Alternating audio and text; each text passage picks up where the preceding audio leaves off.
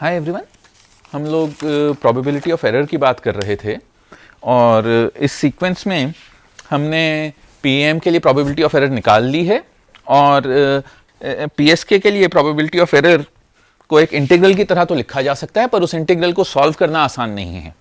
हमने Cartesian coordinate से polar coordinates में कन्वर्ट किया था, ये सोचकर कि मैं जानता था कि वो किया नहीं जा सकता, पर फिर भी हमने देखा था कि उस इंटीग्रल को ना कार्टेशियन कोऑर्डिनेट्स में सॉल्व किया जा सकता है, ना पोलर कोऑर्डिनेट्स में सॉल्व किया जा सकता है। तो अब हम ये देखेंगे कि यही प्रॉब्लम दूसरे केसेस में भी है। जैसे कि अगर हम QAM की बात करें,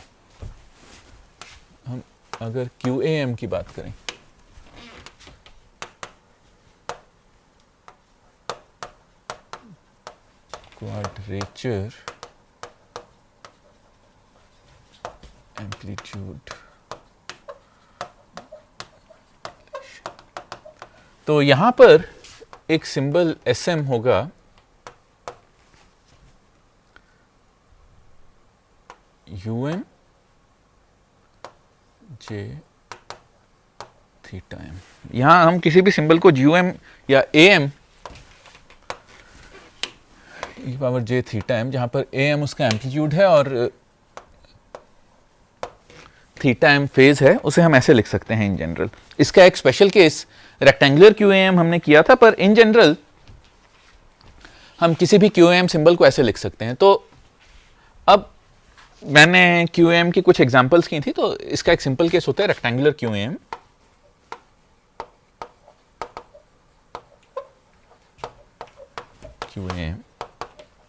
रेक्टेंगुलर QAM के केस में आप ये देख सकते हैं कि रेक्टेंगुलर QAM बेसिकली होता है SM equals SMI plus J SMQ। SM होता है SMI प्लस J SMQ, जहां SMI और SMQ दोनों PAM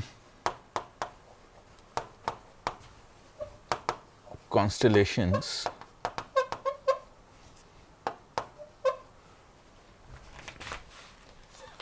में से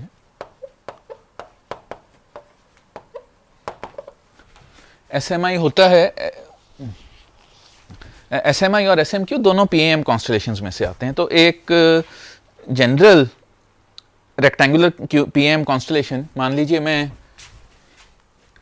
लीजिए SMI 4 PAM है और SMQ 2 PAM है। तो अगर SMI 4 PAM और SMQ 2 PAM है, तो यहां पर जो कॉन्स्टेलेशन बनेगी वो 1 3 -1 1 -1 -3 ऐसे बनेगी। तो जो कॉन्स्टेलेशन पॉइंट्स होंगे वो ये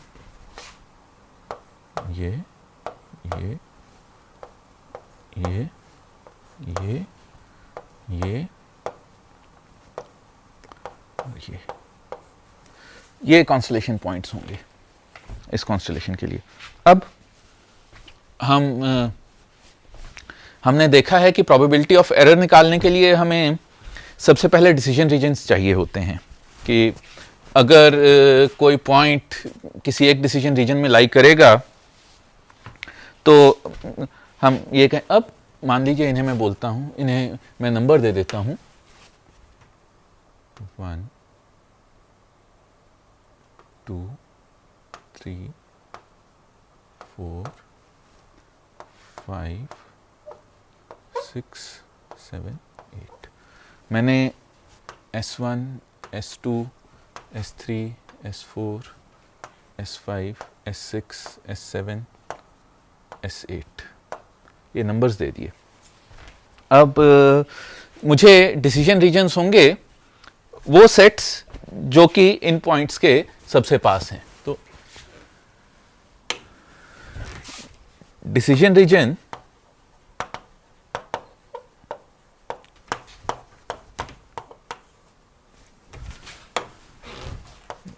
एमएल डिटेक्शन के लिए डिसीजन रीजन डीएम होगा उन पॉइंट्स का सेट जो एसएम से न्यूनतम, सबसे कम, अब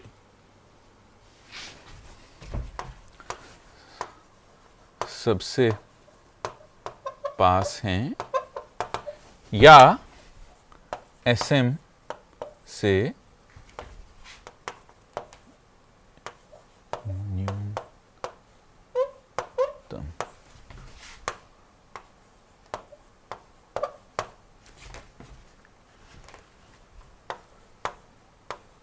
पर हैं या एसएम से न्यूनतम दूरी पर हैं, सबसे पास, भाषा को सरल रखते हैं। तो अब मैं ये बाउंड्रीज बनाता हूँ। बाउंड्रीज यहाँ थोड़ी इंटरेस्टिंग होंगी। तो अगर मैं D1 की बात करूँ तो नेचुरली, अब मैं D1 की बात करूँ तो, या S1 की बात करूँ तो आप ये देख सकते हैं कि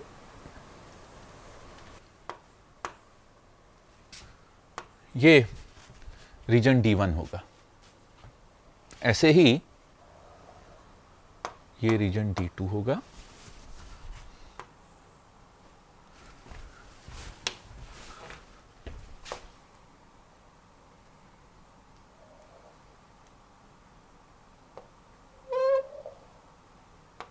ये रीजन D3 होगा,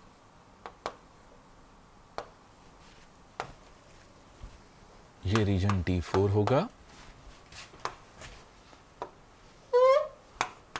D5, D6 बना ही हुआ है, D6, D7 बन गया और ये D8। तो D1, D2, D3 ये कुछ अजीब से रेक्टेंगल्स बने हुए हैं। इन्हें इन पॉइंट्स पर इंटीग्रेट करना कॉम्प्लेक्स रैंडम वेरिएबल को उतना आसान नहीं लग रहा। इसके साथ ही अगर मैं नंबर ऑफ पॉइंट्स बढ़ाता हूं तो मान लीजिए मैं 16 पॉइंट्स की QM लेता हूं, SMI और SMQ दोनों 4 पॉइंट PM से जनरेट होते हैं, तो वहां पर एडिशनल पॉइंट्स यहाँ यहाँ यहाँ यहाँ यहाँ यहाँ यहाँ यहाँ आएंगे और आपके पास बीच में कुछ स्क्वायर्स होंगे, कुछ अजीब से दिखने वाले रेक्टेंगल्स। तो नेचुरली इन पॉइंट्स का अपने आप में एरिया निकालना आसान है, पॉइंट्स या रीजन्स का एरिया निकालना आसान है, आप रीजन्स का एरिया निकाल सकते हैं, पर उन रीजन्स पर प्रोबेबिलिटी डेंसिटी फंक्शन को इंटीग्रेट करना उतना आसान नहीं है।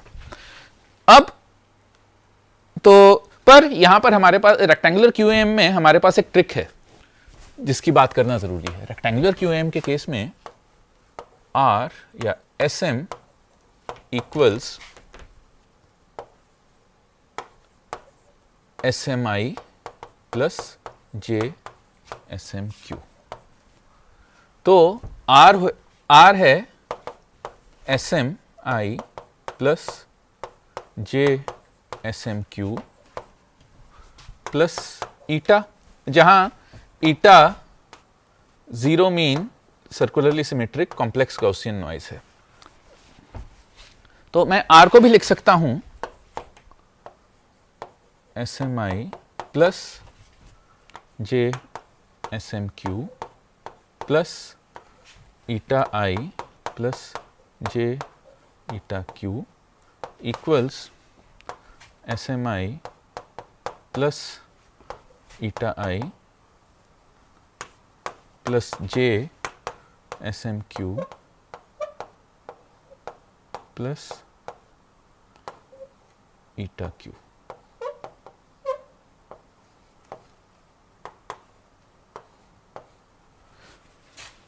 SMI plus eta I plus JSMQ plus eta Q। ये तो अब यहां पर सर्कुलर सिमेट्री के कारण यहां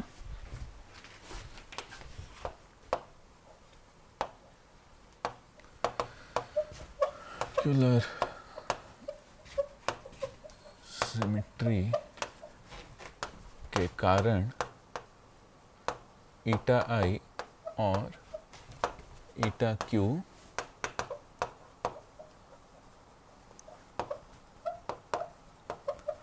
सर्कुलर सिमेट्री के कारण ईटा आई और ईटा क्यू इंडिपेंडेंट हैं। क्योंकि सर्कुलर सिमेट्री के कारण ईटा आई और ईटा क्यू इंडिपेंडेंट, तो मैं लिख सकता हूं are I R equals are I plus J are Q, जहां आर आई और आर क्यू को मैं पीएम के लिए ये दोनों अलग अलग पीएम के इंडिपेंडेंट, क्योंकि एसएमआई और एसएमक्यू इंडिपेंडेंट हैं, अलग अलग बिट्स को रिप्रेजेंट कर रहे हैं।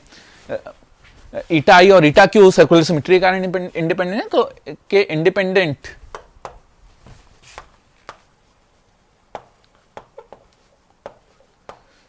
ये दोनों अलग अलग पीएम के इंडिपेंडेंट सिंबल्स हैं। तो क्योंकि ये दोनों अलग अलग पीएम के इंडिपेंडेंट सिंबल्स हैं, तो अब मैं रेक्टेंगुलर क्यूएम के स्पेशल केस में इन फेज कंपोनेंट और क्वाड्रेचर कंपोनेंट या रियल और इमेजिनरी पार्ट को अलग अलग पीएम की तरह अलग अलग डिटेक्ट कर सकता हूं। तो मैं इस केस में रियल और इमेजिनरी पार्ट को दो अलग अलग पीएम की फॉर्म में अलग अलग डिटेक्ट कर सकता हूं। तो आपने देखा है पीएम की प्रोबेबिलिटी ऑफ एरर निकालना उतना मुश्किल नहीं है, पर क्यूएम की प्रोबेबिलिटी ऑफ एरर निकालना मुश्किल है। तो पीएम के केस में क्योंकि प्रोबेबिलिटी ऑफ एरर निकालना मुश्किल नहीं है, तो मैं ये कह सकता हूं कि मैं इन फेज कंपोनेंट की प्रोबेबिलिटी ऑफ एरर अलग निकालता हूं, क्वाड्रेचर कंपोनेंट की प्रोबेबिलिटी ऑफ एरर अलग निकालता हूं, और रिसीव्ड सिग्नल में सिग्नल आर में एरर सिर्फ तब नहीं होगा जब आई और क्यू दोनों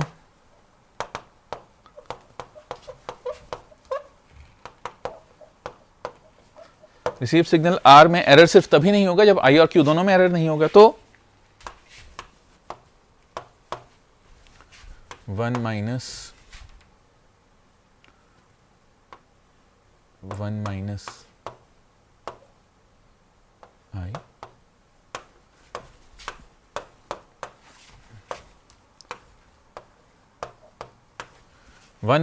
माइनस पी आई, ये जब इन फेज और क्वाड्रेचर कंपोनेंट्स दोनों में एरर नहीं होगा तभी ओवरऑल एरर नहीं होगा। तो ये है आया 1 minus 1 plus P E I plus P E Q minus P E I Q, ये आया P E I plus P E Q minus P E I, या क्योंकि इन फेज और क्वाड्रेचर कंपोनेंट इंडिपेंडेंट हैं, तो इन फेज कंपोनेंट में probability of error quadrature component में probability of error plus minus उन दोनों का इंटरसेक्शन, यानी कि जब दोनों में एरर हो। तो रेक्टेंगुलर क्यूएम के केस में हम प्रोबेबिलिटी ऑफ एरर को ऐसे कैलकुलेट कर सकते हैं, और पीएम और आई और क्यू दोनों पीएम हैं, आई और क्यू दोनों में प्रोबेबिलिटी ऑफ एरर पीएम की तरह निकाली जा सकती है। तो इसीलिए हम रेक्टेंगुलर क्यूएम को का केस सिंपल है। पर अब मेरे पास अगर रेक्टेंगुलर क्यूएम नहीं है, मान लीजिए मेरी क्यूएम कॉन्स्टलेशन कुछ ऐसी दिखती है,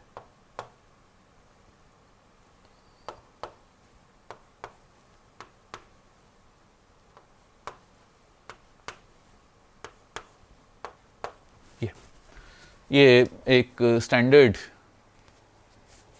क्यूएम फॉर्मेशन है, पर जहां पर जो कि दो अलग अलग एनर्जी वाले पीएसके का या दो अलग अलग एनर्जी वाले क्यूपीएसके का मेल है। अब यहां पर मैं phi1 सॉरी psi1t और ये